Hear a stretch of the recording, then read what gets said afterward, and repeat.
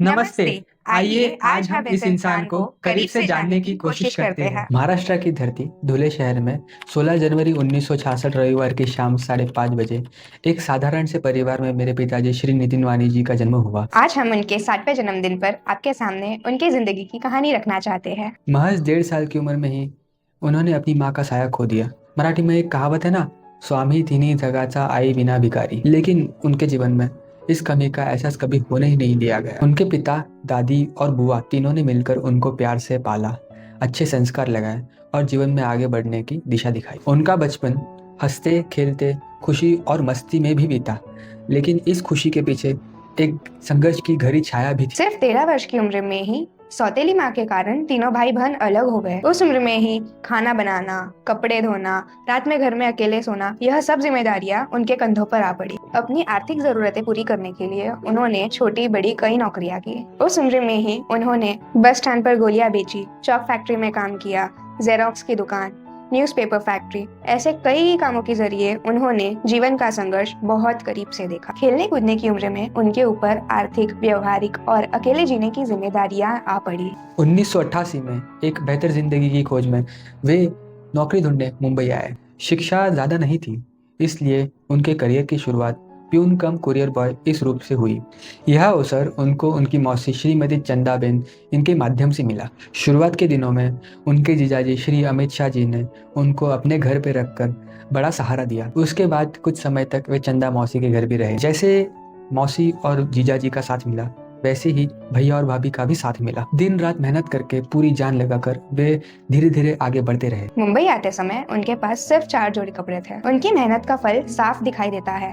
खुद का घर, 2 व्हीलर, 4 व्हीलर, सुंदर सरल और शिक्षित पत्नी शीतल और हम 2 प्यारे बच्चे धवल और उर्वी। दिन रात की मेहनत के बल पर वे supply chain and logistics director के पद से सम्मान पूर्वक सेवानिवृत्त हुए। भगवान की कृपा, परिवार के बुजुर्गों का आशीर्वाद, ऑफिस के सहयोगी, पत्नी शीतल का साथ, हम दोनों का प्यार और पापा के अटूट जिद और मेहनत की वजह से ही वे आज इस सफलता के शिखर पर पहुंचे हैं। यह व्यक्ति अनुशासन का जीता जागता उदाहरण है।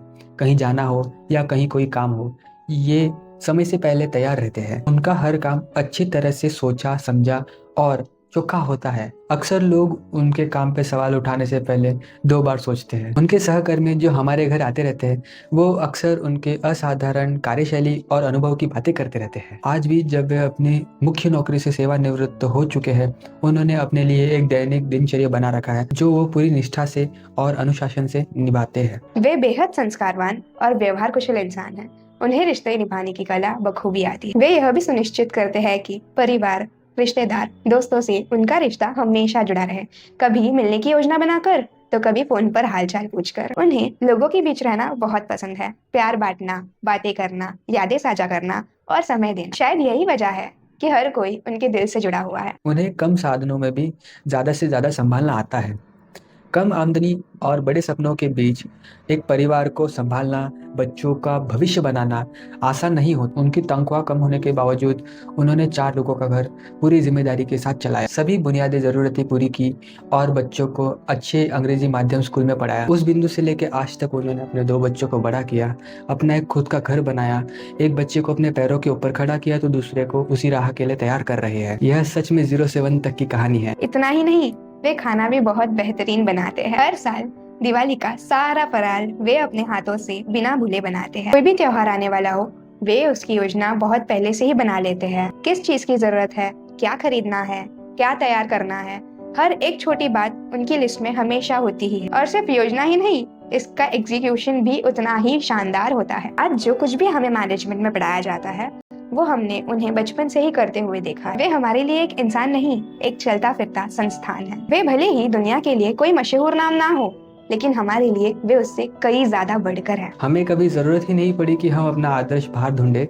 हमारे लिए पिताजी ही हमारे आदर्श है। उनके लिए उनके आइडल अमिताभ बच्चन जी है, लेकिन हमारे आइडल हमारे पापा है। ये 60 वर्ष की यात्रा संघर्ष, मेहनत और प्यार से भरी हुई है। पापा, आपको जन्मदिन की ढेर सारी शुभकामनाएं। भगवान से प्रार्थना है कि आपका आने वाला जीवन ऐसे ही स्वास्थ्य, शक्ति और समृद्धि से भरा हो। धन्यवाद।